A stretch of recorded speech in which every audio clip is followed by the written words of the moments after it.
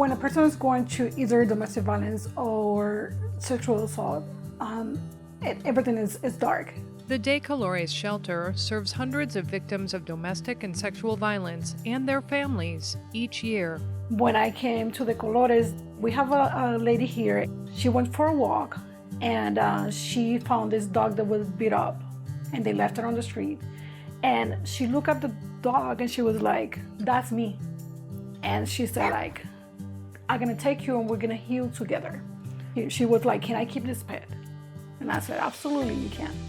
I think anecdotally we've known the value of pets, but now we have research and data that backs up the impact of supporting pets and keeping them connected with their survivors. CPLC is one of those programs where they've been able to really build out the support they can provide survivors and their pets and make the space intentional.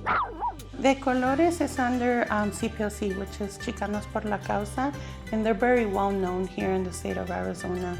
You know, they're out there to serve the community, that they have a lot of resources. De Colores is the only bilingual program in the Valley that provides services to Spanish-speaking and immigrant populations. But they serve all victims of domestic violence and their families, including their pets. So at the Colores, we're pet friendly. So we have had hamsters, dogs, cat, and we provide everything for the pet. And that everything includes not just pet food and toys, but now a dedicated pet park.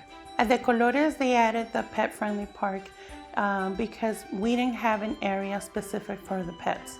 If they need to walk the pet outside, they will have to walk out the property. So having a park that makes it safer. You could go at any hours because it's inside the establishment. So far, all of the feedback that staff has received has been very positive.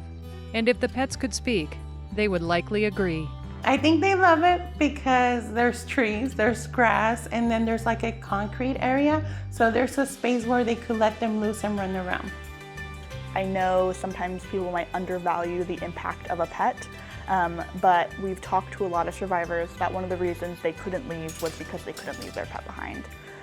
And so programs working to accommodate pets is just one of the many ways we can work to sort of lessen the barriers for someone trying to get out of a dangerous situation and then restart and find safety.